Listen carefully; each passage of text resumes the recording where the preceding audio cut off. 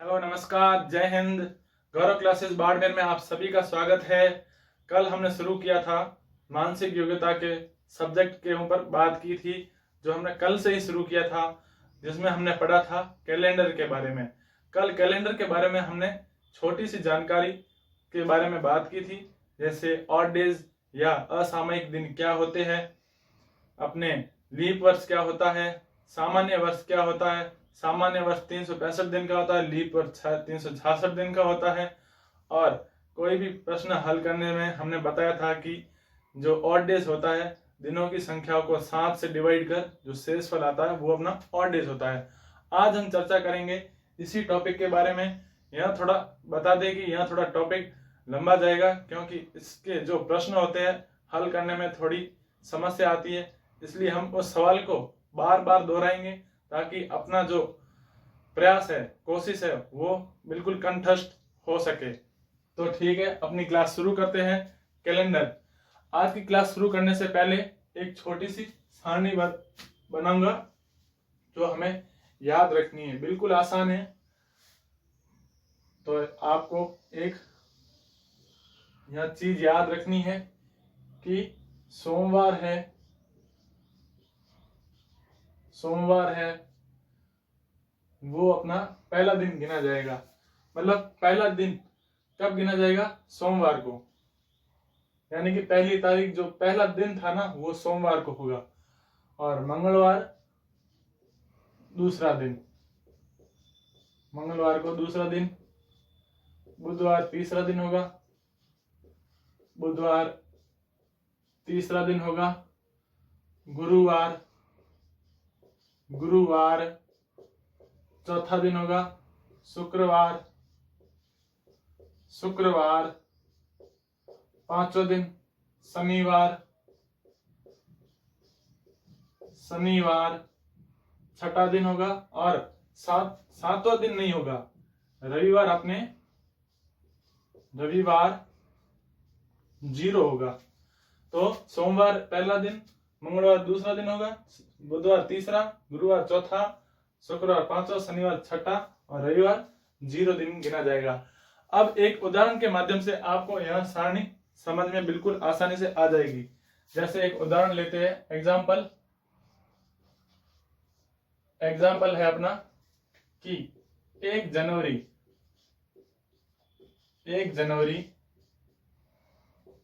1 ईस्वी को कौन सा वार होगा?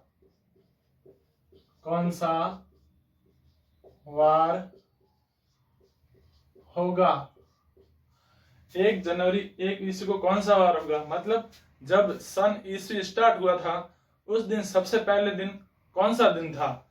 तो हमने यहाँ पर लिखा हुआ है सारणी में कि सोमवार पहला दिन है। इसका बिल्कुल आसान तरीके से आंसर हो जाएगा सोमवार। ऐसे सवाल परीक्षा में बनते हैं, तभी हमें ध्यान नहीं रहता है कि यह चीज क्या है, इस दिन कौन सा वार होगा, मंगलवार होगा, बुधवार होगा, कौन सा वार होगा। तो इसलिए यह सारणी हमें याद रखनी जरूरी है। तो सोमवार 1 जनवरी 1 ईस्वी को कौन सा वार था? सोमवार था। अब हम आगे बात करेंगे कुछ प्रश्न के बारे में, एग्जाम्पल, जो परीक्षा के लिए अति महत्वपूर्ण है। और यह सवाल सबसे ज्यादा पूछे जाने वाले सवाल हैं, जो लगभग परीक्षाओं में पूछे जाते हैं।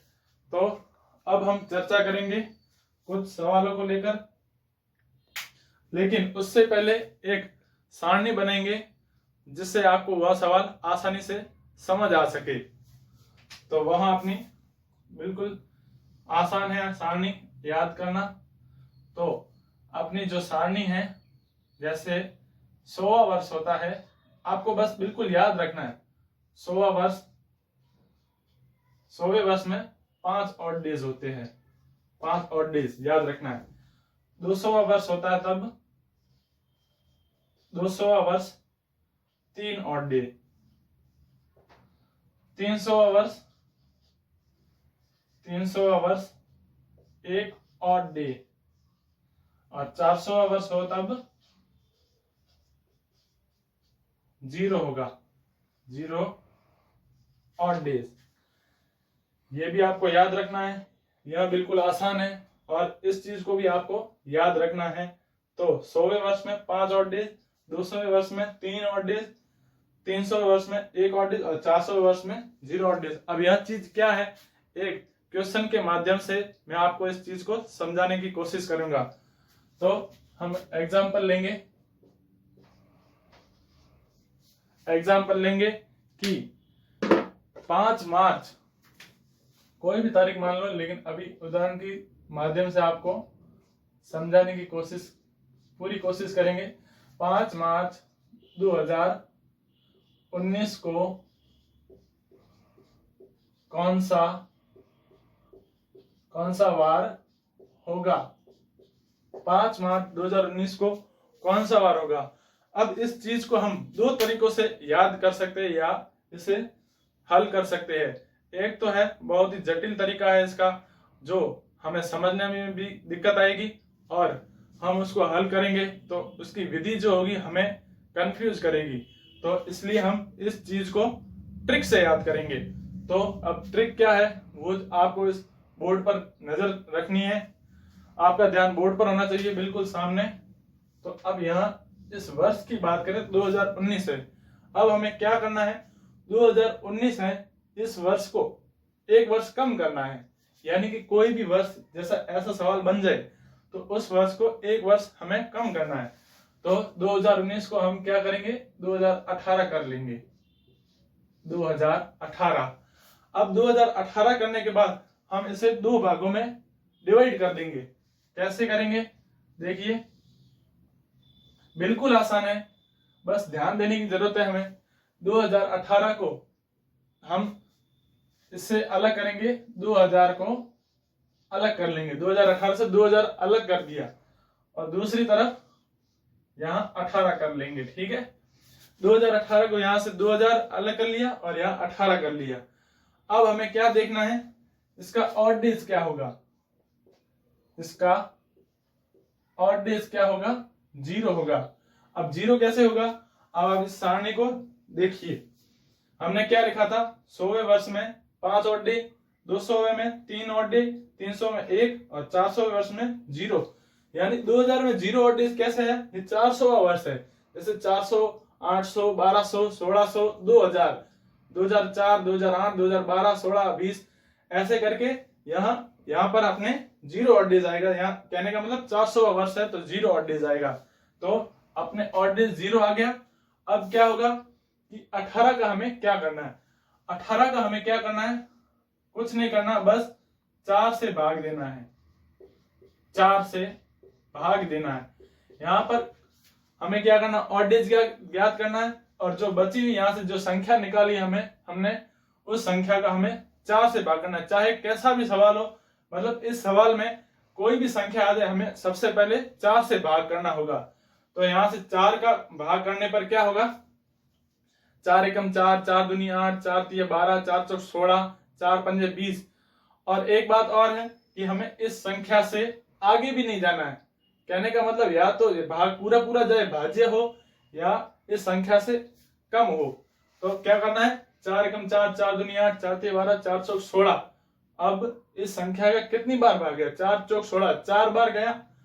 तो यहां पर हम लिख देंगे 4 और 4 को 18 से जोड़ देंगे, 4 और 18 22। अब 22 संख्या आने के बाद हमें 7 से इसको डिवाइड करना है। जो मैंने पहली क्लास में बताया था कि कोई भी क्वेश्चन हो हम इसे 7 से डिवाइड करेंगे। तो इसको 7 से डिवाइड करने पर इसका शेषफल क्या आएगा, 1 शेषफल आ जाएगा। ठीक है, अब हमें क्या करना है, अपना ऑड डेज आ गया 0 और संख्या आ गई है अपनी 1। अब इन दोनों संख्या को हमें जोड़ना है। तो अपना क्या आंसर आ जाएगा, 1 आ जाएगा। अब 1 आने के बाद क्या होता है, या तो हम पहले से इसको ज्ञात कर लेते कि 1 कौन सा, सोमवार, फिर हम अपने महीनों की संख्या को ज्ञात कर सकते, या फिर इस संख्या को यहीं पर रहने दो। तो आगे अब हमने ईयर ज्ञात कर लिया है। अब हमें क्या करना है, महीना ज्ञात करना है। जैसे यह 5 मार्च है, तो 5 मार्च से कौन कौन से महीने पहले आते हैं? जनवरी आता है। जनवरी कितने दिन का है? जनवरी अपने हैं 31 दिन का। और फरवरी कितने दिन का? 28 दिन का। लेकिन 28 दिन का है, यहाँ पर लीप वर्ष नहीं है, सामान्य वर्ष है, इसलिए यहाँ फरवरी 28 दिन की होगी। अगर लीप वर्ष होता तो यहाँ 29 फरवरी की होती अपने। तो यहाँ पर सामान्य वर्ष है, तो यहाँ आप 28 वर्ष कर दीजिए। इसके बाद मार्च, मार्च में कितने दिन है? 5। अब इन संख्याओं को आप जोड़ दीजिए, जोड़ दीजिए 31 और 28, 28 और 5 33, 33 33 66 और 64 हो जाएगा, हो जाएगा 31 30 60 64। ठीक है, अब हमें क्या करना है? इसको 7 से डिवाइड करना है। या इसका 7 से डिवाइड करेंगे तो इसका शेषफल क्या आएगा? अब शेषफल आएगा अपने, यहाँ हल करके देख लेते हैं। 64 का डिवाइड 7 होगा, 7 का डिवाइड अपने 56, 8 और 56 एक शेषफल आएगा। तो अपना यहाँ पर एक शेषफल। अब हमें क्या करना है? अब हमें क्या करना है कि हमने ऑड डेज और यहाँ की जो 4 से भाग दिया था संख्या, उन संख्या को जोड़कर हमारा 1 आया था। और महीनों में हमने जो प्रश्नों को ज्ञात किया और इसका शेषफल। अब हमें क्या करना है? अपना यहाँ पर हमें जवाब मिल गया, शेषफल यहाँ मिल चुका है और यहाँ पर भी अपना शेषफल मिल चुका है। अब हमें क्या करना है? इस संख्या को और इस संख्या को लास्ट में जोड़ना है। तो 1 प्लस 1, 1 प्लस 1 बराबर 2। अब 2 कब आता है? मंगलवार, मतलब 2 तारीख को क्या पड़ता है? मंगलवार। तो अपना आंसर क्या हो जाएगा? अपना उत्तर हो जाएगा मंगलवार। देखिए, यह चीज हमें एक बार करने से समझ में नहीं आएगी। अब इस चीज को हम प्रयास करेंगे, बार बार क्वेश्चन को करेंगे, तभी हमारा प्रयास सफल होगा और हमें यह चीज समझ में आसानी से आ जाएगी। तो हम ऐसा एक और सवाल लेंगे। बार बार करने से, रिवाइज करने से क्या है कि अपना दिमाग में वो चीज बैठ जाती है। इसलिए हम इस सवाल को 2-3 बार करेंगे, तभी हमें आसानी से समझ में आ जाएगा।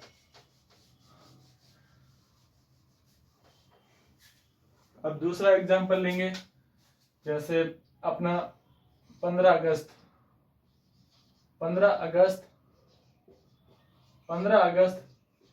1947 को कौन सा वार होगा? 15 अगस्त 1947 को कौन सा वार था? तो क्या करना है? 1947 एक वर्ष कम करना है, 1946 को 2 भागों में डिवाइड करना है। 2 भागों में डिवाइड कैसे करेंगे? 1946 में 1900 को निकाल देंगे हम।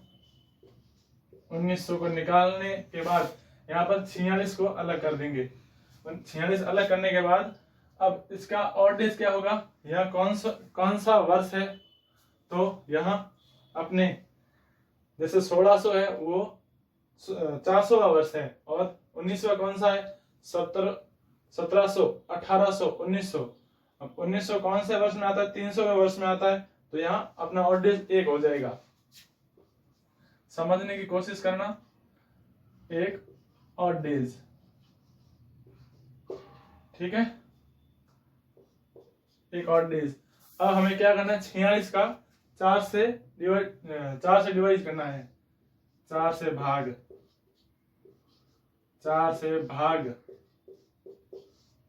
4 से भाग करेंगे तो क्या आएगा इसका? 4 40, 4 11 44, 11 बार इसका भाग जाएगा। तो क्या आ जाएगा? 11। और 11 को 46 से जोड़ देंगे। जोड़ने के बाद क्या आएगा अपने? 57। और 57 को क्या करना है? 7 से डिवाइड। 7 से डिवाइड करने पर क्या आएगा? 57।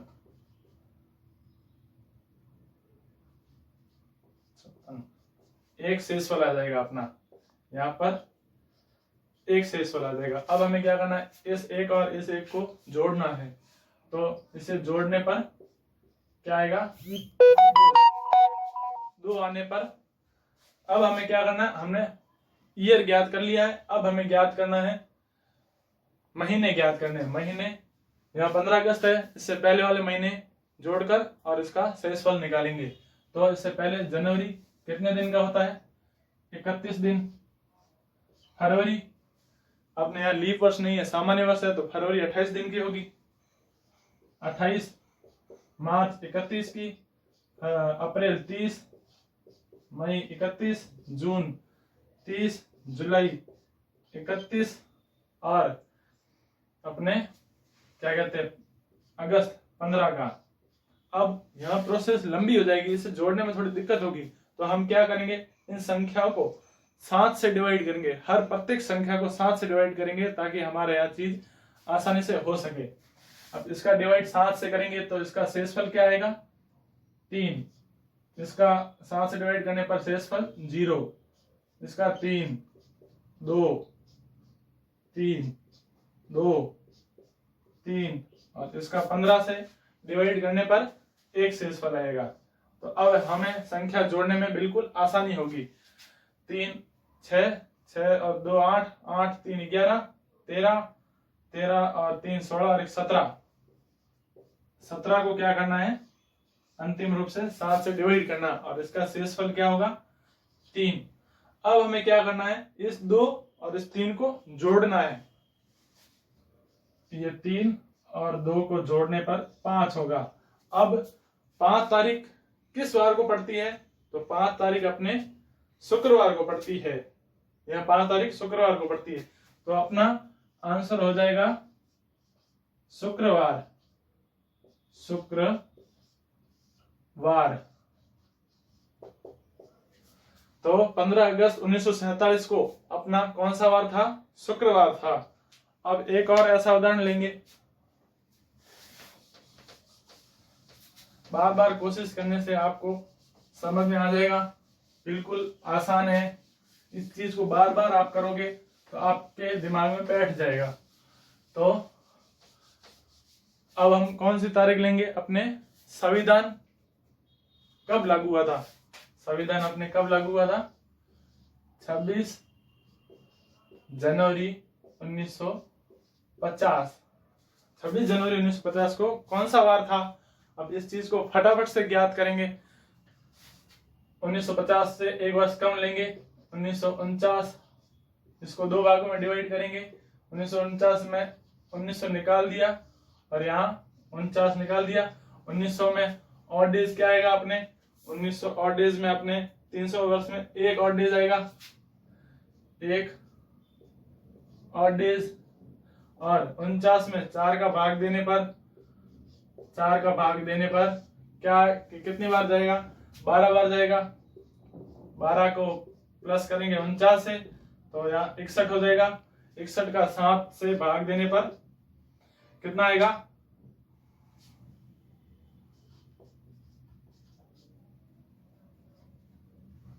5 आएगा। अब क्या करना है, 5 और 1 को जोड़ना है। 5 प्लस 1 बराबर 6। अब हमने ईयर ज्ञात कर लिया, वर्ष ज्ञात कर लिया। अब हम महीना ज्ञात करेंगे। महीना बिल्कुल आसान है, जनवरी का है तो हम 26 दिन ले लेंगे और 26 को 7 से डिवाइड करेंगे। 7 से डिवाइड करने पर इसका शेषफल क्या आएगा, 5। 5 शेषफल आने पर अब क्या करना है, 6 और इस 5 को जोड़ना है। तो 6 प्लस 5 बराबर 11 और 11 का 7 से डिवाइड करने पर शेषफल 4 आएगा। और 4 तारीख को अपने क्या पड़ता है, गुरुवार। तो अपना आंसर हो जाएगा गुरुवार, मतलब गुरुवार हो जाएगा। बिल्कुल ही आसान है। अब ऐसे 1-2 और छोटे से उदाहरण लेंगे ताकि आपको समझ में आ जाए। आपको घर पे भी रिवाइज करना है इस चीज का। अब हम एक तारीख लेंगे, आज की तारीख लेते हैं। जैसे आज क्या तारीख है, आज क्या तारीख है अपने? 23 जुलाई। 23 जुलाई, आज की तारीख 23 जुलाई 2021 को कौन सा वार होगा? कौन सा वार था 23 जुलाई 2021 को? कौन सा वार था? अब हमें क्या करना है? 2021 को एक वर्ष कम करना है, तो 2020 और 2020 में 2000 को निकाल लिया और यहां से 20 को निकाल लिया। अब हमें क्या करना है? 2000 में ऑड डेज क्या है? 2000 में ऑड डेज है अपने 0 ऑड डेज, ठीक है। और 20 में 4 का भाग देना है, 4 का भाग देना। प्रत्येक संख्या यहाँ पर 4 से हम डिवाइड करेंगे, इसका 4 का 20 में कितनी बार भाग जाता है? 5 बार। तो इसका आंसर आ जाएगा 5, और 5 को 20 से जोड़ने पर 25, और 25 को 7 से डिवाइड करने पर इसका शेषफल क्या आएगा? 4 4 शेषफल आ जाएगा।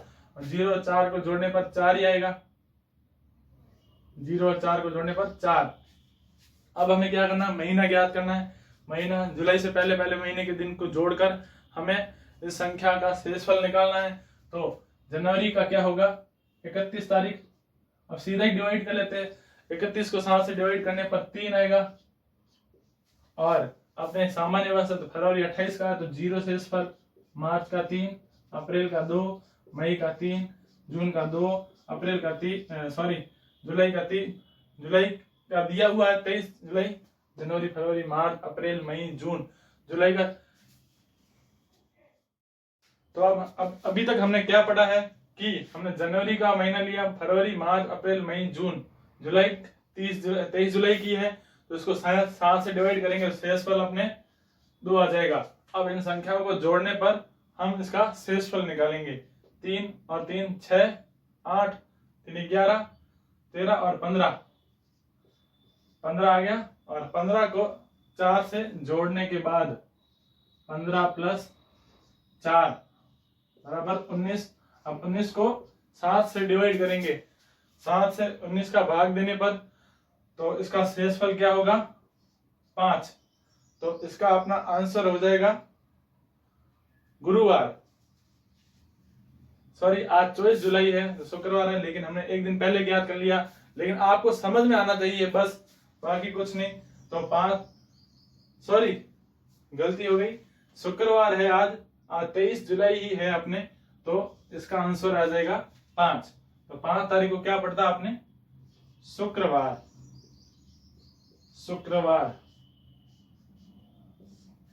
ये अपना आंसर हो जाएगा।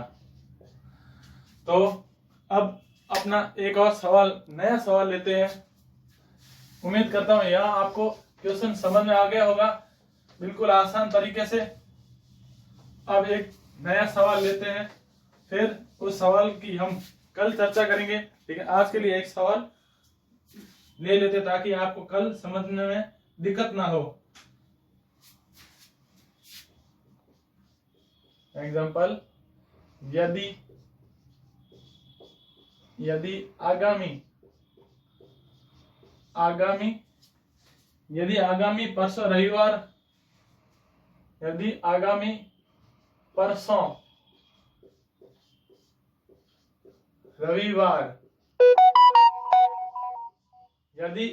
परसों रविवार है, तो आगामी कल के दिन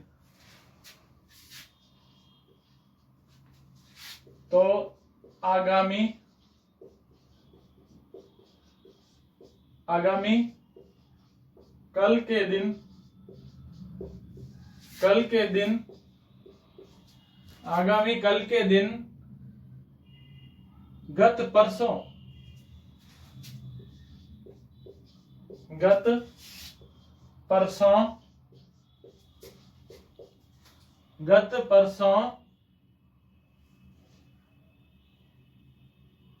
कौन सा